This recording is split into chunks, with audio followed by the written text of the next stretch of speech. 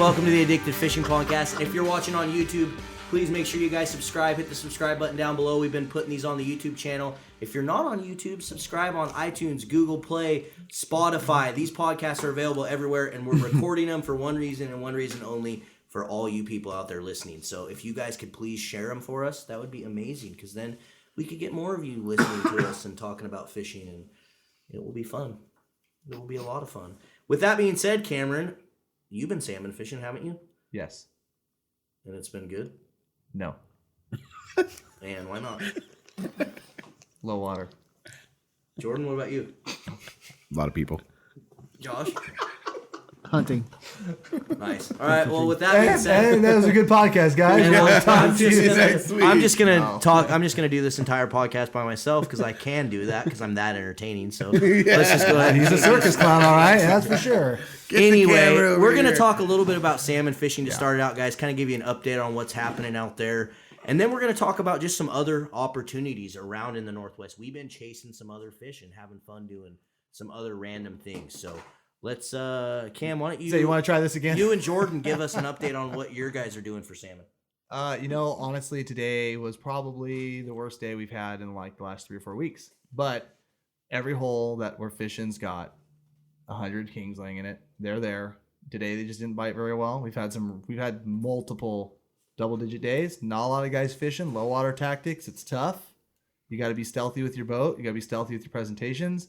The right scent. I don't know if we talked about it on the live feed, or if we talked about it here about how crucial like scent is to eggs when the water's kind of low and warm. Like how the right scent makes all the difference in the world. Period.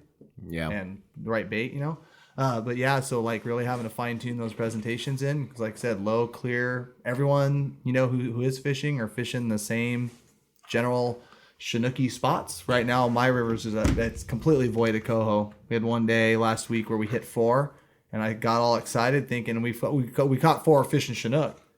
Got all excited, thought, oh man, cool, early push, here we go. No rain, no nothing. Next day, not a one, and I twitched my head off, baited, went after him, couldn't find him, but other rivers are getting them. So if you guys are wanting to chase salmon, everyone out there listening, it sounds like there is a few around, but it's definitely not spectacular. You gotta dial it. You gotta dial in what you're doing, like, and where you're doing it, I think. And there's opportunity for coho out there in the Northwest right now for sure. Yeah, just not where I'm at. But what about you, Jordan? You found some coho today, Jordan. I found some coho. I found a mix of coho and some older steelhead, and fresh ones still coming in. Some of these late fall, early. I don't even know what you call them. They're just old, new fall steelhead that kind of follow those coho up.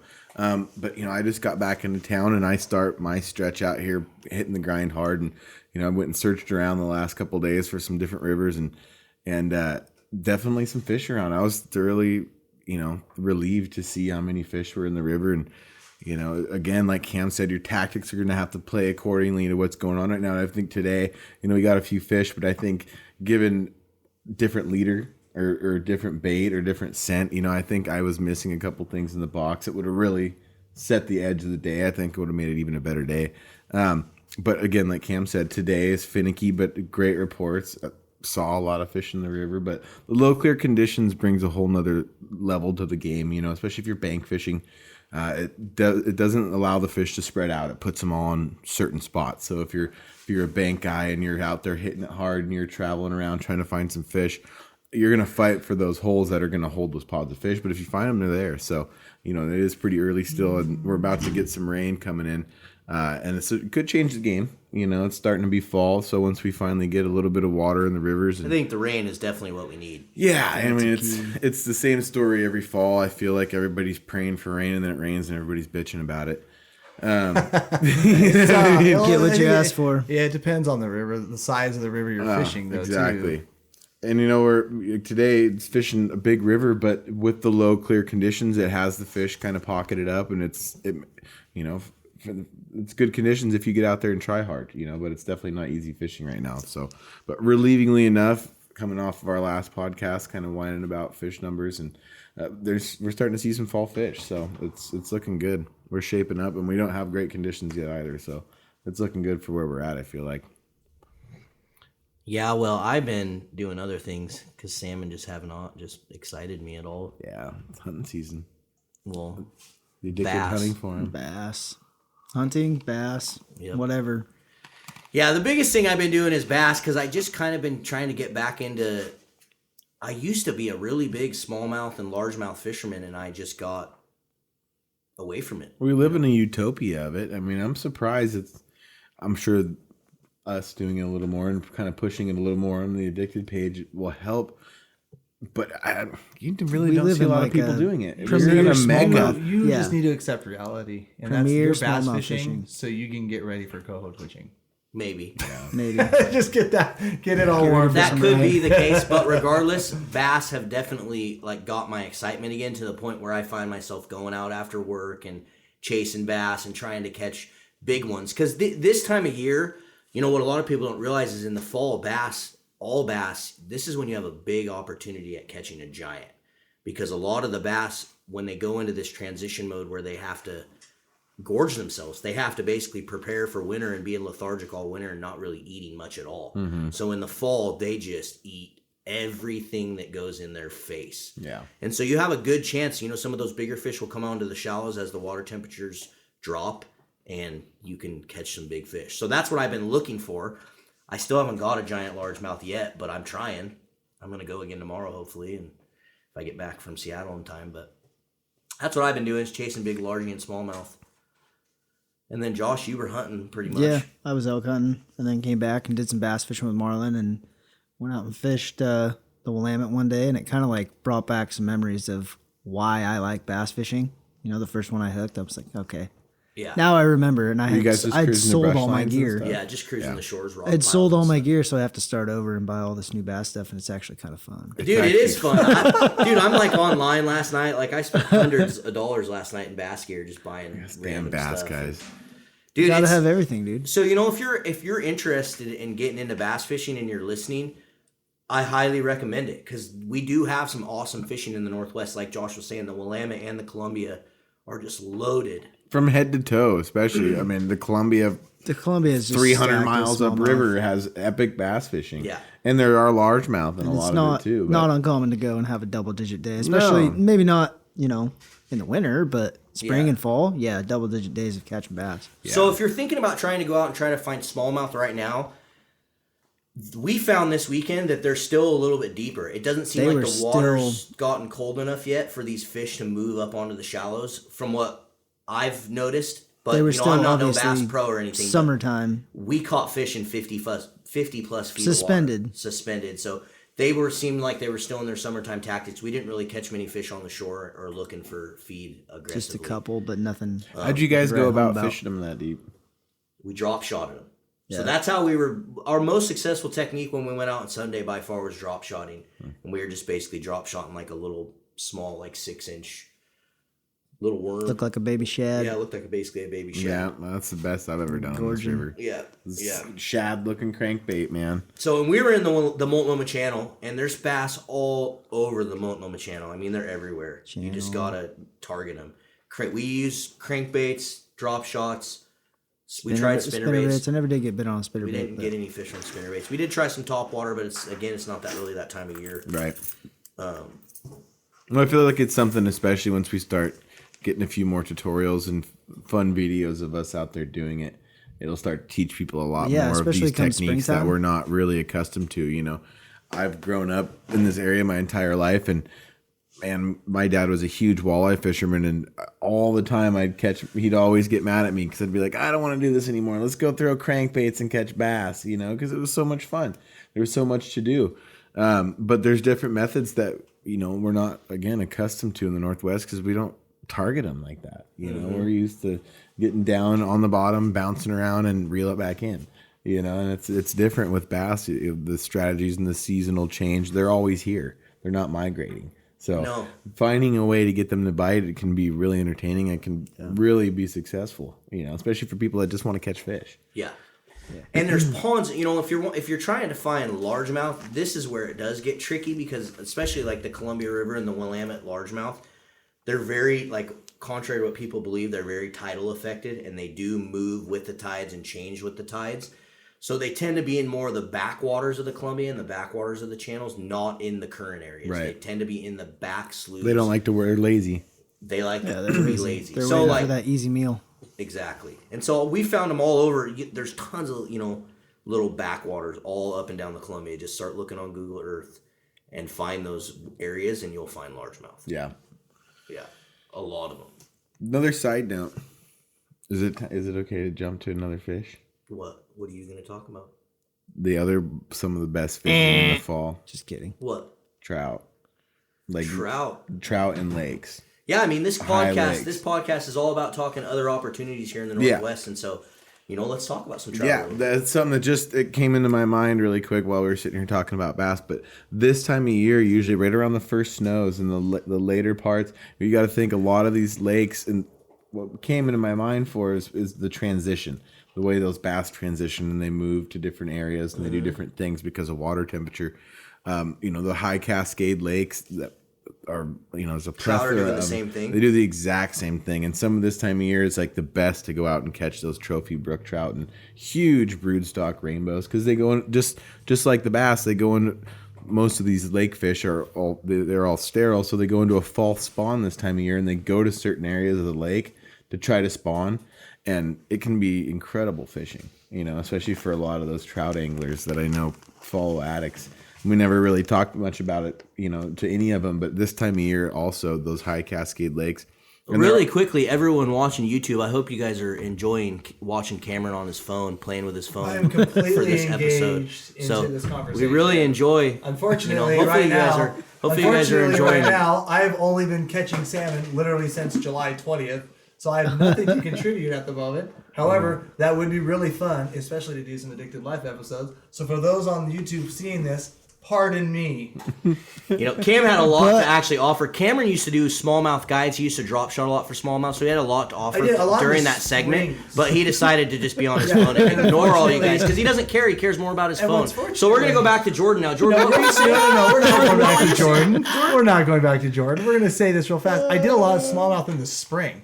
So I was listening. That's when completely. I did it too. And mostly you're spring. drop shotting 50 feet. What the heck? If I fished deeper than I guess I'd You were fished about fishing the 20. banks, and that was about it. Yeah, I would fish a lot of the banks. You're kind of right after that high water situation. You're looking for that 58, 60 degree water, the back eddies and the back lakes. And you could catch 50, when the 60 smallmouth, fish a you day. can catch 50, 60 a day. That's why I do it in the spring. Anyways.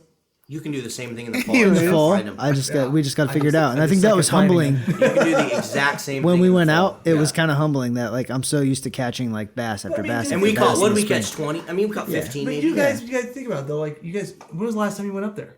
In the fall? That's the thing. We haven't. We haven't. I've You never spent even done everyday it. bass fishing since July 20th to right now. You'd be catching 100. I've never even done it. That was the first time I've ever done it in the fall. Because normally I just focus on the spring and then I go to fishing for steelhead or salmon or whatever. Yeah. So it was kind of humbling. Springtime is definitely the time if you want to catch tons. It's not really spring. It's more like May. Yeah, it's Early. like late spring, early summer. Yeah. Yeah. It's really like end of May through early July. Yeah. But harsh April's good, but you can't temperature pull me away from transition. springers. Yeah. So. What's that? April was always good for me, but you can't pull me away from spring. But the same March. thing that these bass do in the spring, they do in the fall. They come onto the shallows and they do the exact same thing. They feed heavily. Oh, I should be all about that. You just have to figure out. Usually it's about that 58, 59 degree water temperature when they start going. I think oh, we were crap. still a little too high. We were at 62, 63, so we're still a little early. They ain't thinking about it yet. Where we were, I don't know in other areas what it's looking like. Yeah, and I know something Cam could touch on too, and then we don't talk about a lot either is walleye in the winter. yeah. Not so much right now, but in the winter, come the winter months, No, like it's pretty everyone's drunk insane. on I've done it salmon. once. But yeah, the winter months like November, December, it kind of depends on water flows, conditions, and how. Really, honestly, everything is predicated on exactly how cold. Before we east get side just gets. completely derailed, though, because I don't want to, Jordan was talking about trout fishing. Well, first off, for the record, who derailed it at the start? because Marlin? we needed to get I was Cameron off looking his for damn good cell phone. content and good things to talk about to bring Cam up the just podcast. listen Thank to us you. argue when he gets called out because he just can't handle it. So all you guys out there, Whatever, I'm still looking at my So phone. You know what everyone we deal comment. with. Just make sure you comment and call Cameron out because he can't handle it. Jordan, back to all right, trout. Jordan, talk Back about to some trout, dude. Spotlight. Because I used to love trout fishing when I was When I was in Boy I, Scouts. personally, I'm not a huge fan of like lake fishing trout unless the fishing's really good. Yeah. And there's like certain times a year, it's kind of like bass fishing that if you get into it for 2 weeks and you like really dial it in, you can catch over 24-inch trout every day, multiple. You know, like when you get that right area and you figure out what the fish are doing. 24-inch trout. You gotta get a whole. Let's talk about derailing a little more. We're talking above though. I mean, I'm talking 24 to 30, and a lot of these fish are really. I mean, they're neat fish, but it's just one of those other options to go do. Really. And it's a cool time of year to get up in the woods in the fall. If you're not a hunter, you know, especially you get way up there in those high Cascade lakes. There's no bugs. There's no mosquitoes. I want to go see if there's anything in there. We found a lake. We found like a pretty substantially big lake that's like hidden. Does it get stocked? We don't know. We have no clue. It's I mean, big. you can drive by it multiple times. The only reason why I found it was because of onyx, and I was like, what's that? Didn't even know it was now there. Now that it's fall, we need to go check and see if there's any trout in there. You can't come, Jordan. You can't come. You don't have a permit. It's in Weyerhaeuser land. Yeah, I'll just dial it in without you guys. I'll send you pictures. So other than, fly fishing for trout and alpine lakes or smallmouth fishing, largemouth fishing, what else? What other opportunities are there in the Northwest right now? Well, we've been doing a lot of sturgeon. Catch and release sturgeon is freaking incredible right now. Yeah. Incredible. It's just fishing. been good all year. Yeah. Am I wrong? Like, no, sturgeon. I haven't got the fishing's been opportunity awesome. to go out a ton because I've been, further up rivers. But I've never heard a report so far since it opened this winter that only it when has it been bad opens fishing. to kill fish does it suck. Yeah, right. All right, you guys can kill him today. No one You can kill him here. We'll pump up the water for you too. Yeah, here, guys. But in all funniness, and all seriousness, though, sturgeon fishing's been really good in the Willamette and the Columbia. If you want to have a good time and show other people a good time, people that have never caught a fish want to go catch a sturgeon. Lonnie was telling me that his little kid, that his girlfriend's little kid is like asking him to go catch a dinosaur. Yeah, because he saw one of our videos. That's pretty funny. So yeah, sturgeon fishing's another opportunity. You can go chase fish when salmon just isn't up to par right now. But we can't just talk about art, because there is some dudes freaking smashing some salmon in other areas. I was gonna say, there is. To get back on the salmon card. No. Yeah. Well, if we're gonna get back on the salmon card, one of the favorite things I like to do this time of year is the cochineal spawning. The black corky and method. You can go up, and some areas you can and can't fish for them. But the areas that you can go fish for them, I just had a buddy come borrow a couple fly rods and went up there, and he said they caught 40 just swinging little red yarn in front of kokanee. And no, they're not snagging them. No, I'm joking, but I had a buddy send me a picture of just hundreds of them. Oh yeah, they just pile in, and I'm gonna take my freaking 4-year-old 8-year-old up there one of these afternoons. Yeah. I didn't even know that was illegal. So the other thing, you have to specific watch rivers, little creeks. Yeah, so dude, talking about just taking little kids, the other thing that is just bluegill. The same thing. The bluegill in the fall, they go up onto the shores, and there's just freaking bluegill and panfish and little sunfish everywhere in ponds and lakes, and they're fun as hell. Haley, my little girl, she's been begging me to take her bluegill fishing, so I ran her up there today and took her to catch a bunch of bluegill. All that stuff. That's awesome. Bluegill, crappie, all those little things are fun to catch this time of year. It's good to get them out too. It's about to be the time of year where the kids don't really get to get outside as much too, and definitely you can't bundle them up enough to get out there. So take advantage of the last few warm days. Yeah, Haley ain't going in the wintertime. No way. No. I used to drag her around with me. I think I remember pictures of that. Yeah, I used to drag her around with me in the wintertime, but now she's like, nah, can I stay home? Too cold. Yeah, she ain't into it. I'm trying to think what other fish. Oh, musky. We've been chasing tiger musky a little bit. You can do tiger musky as well. I've been seeing a few lakes like Mayfield, and some of the other lakes up north have really been putting out some freaking musky. Like we went up for what? With the light An hour and a half. we had like an hour and a half and had one follow right off the bat. Oh, it almost took it too. It was close. It's so fun watching those tiger musky follow your swim baits, dude. It's freaking nuts. Yeah, it's nuts. Pretty awesome. I want to catch a big one Steelhead today. It was so much for fun. sure. Oh yeah, I guess fall steelhead too. There is some steelhead fishing going on quite. Yeah, there I was is. actually going to tell you that. With the but river maybe I this slow shouldn't today, go. it was insane. It was awesome. I guess we always forget about that because we're so focused on coho by now that we just stop steelhead fishing. Yeah. But Well, there all is these a lot steelheads of- that haven't got There caught. is a lot of One of steelhead them, to be caught. So you know that river like Ben and I floated Mm-hmm. last year, that one time, because we figured it was a death trap and we're never going to do it again? Yeah, one of the guys I know was up You there already just told me. racing steelhead up. What? Yeah, just like 2 days ago. That river gets summers. Yes. I didn't know it did. Just like the other river that you always vacate. Well, I'll be going there tomorrow. So there is some steelhead around. There's some false. Yeah, What's there's crazy quite too a is a few. couple days ago we have some situations on the river I fish where we're only targeting coho. We don't want Chinook. We're tagging coho. We're releasing them for the power company. Caught a summer steelhead on a black and purple hoochie twitched. It was awesome too, and he hooked that's it. awesome. And it tore off, and I'm like, and then it jumped twice. I'm like, that ain't no coho. And the guy's like, no, it's a coho. It's just color it up. I'm like, oh, it's got its summer colors, all right. Yeah, sure enough. I think that's the best part about 10-pound steelhead this summer time of year steelhead. is their colors. Cool. They're Hatchery. just Did you freaking bonk it? beautiful. Hatchery. It was caught. I'll leave it at that. Nice. It was cool. That's sweet. It was I've fun. always wanted to try twitching for steelhead, and I just haven't done it. 4.5 inch freaking black and purple hoochie in like 3 Why feet of not? water. In fast water too. Why not?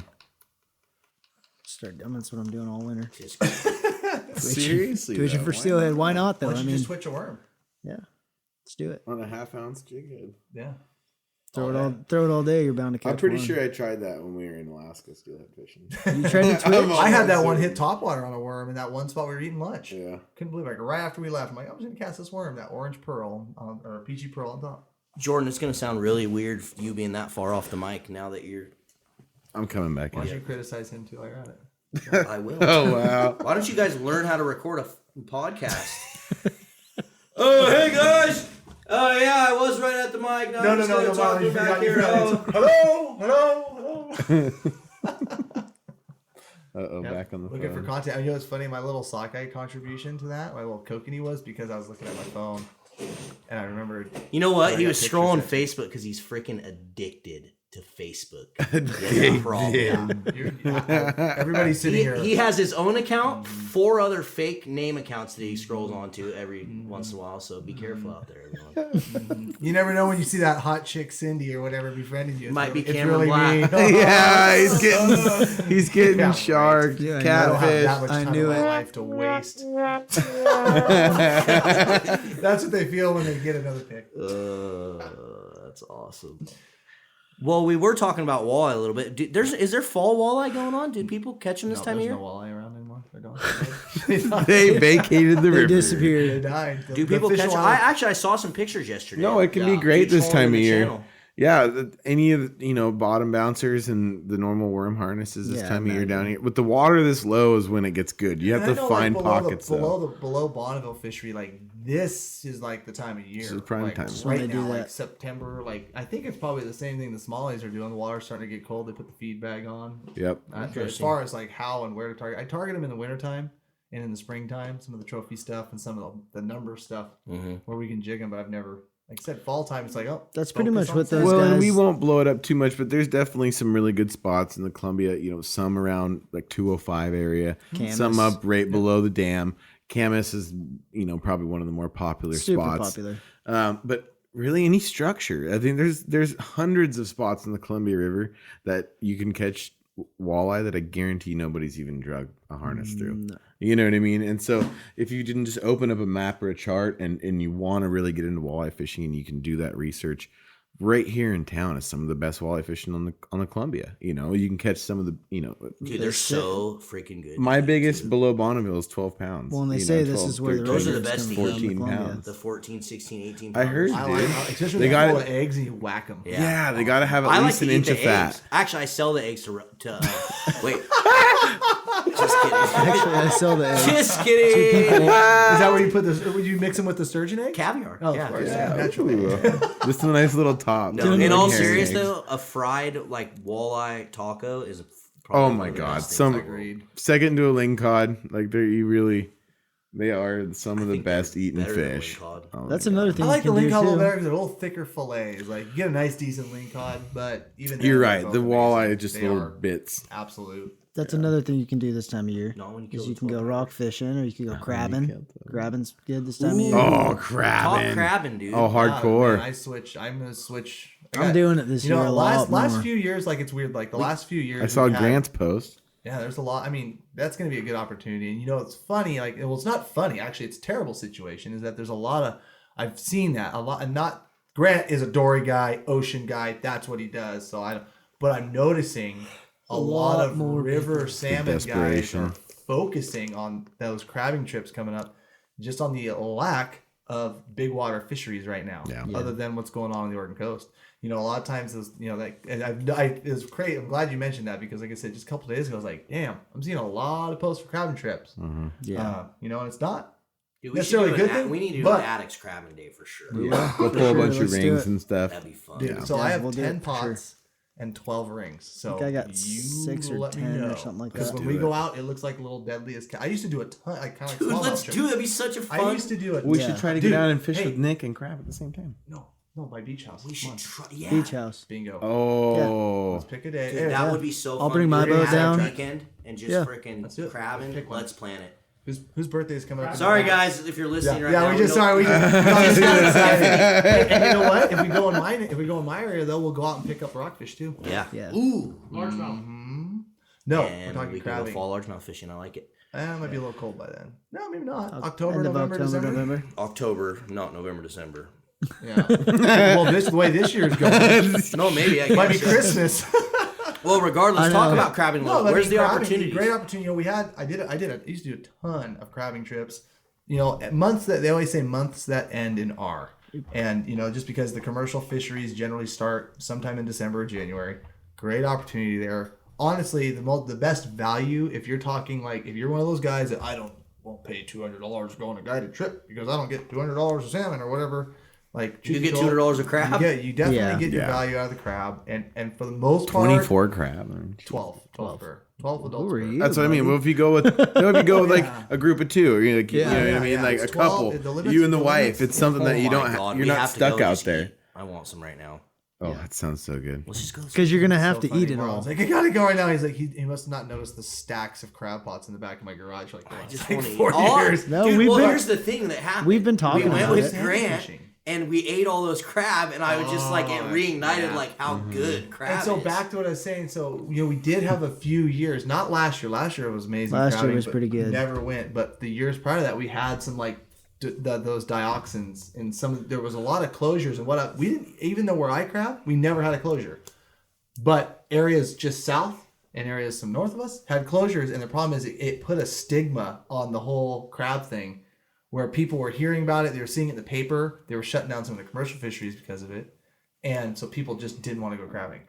But the reality of the situation is that's pretty rare. That warm water blob stuff's gone, fortunately, so hopefully we won't see that this year.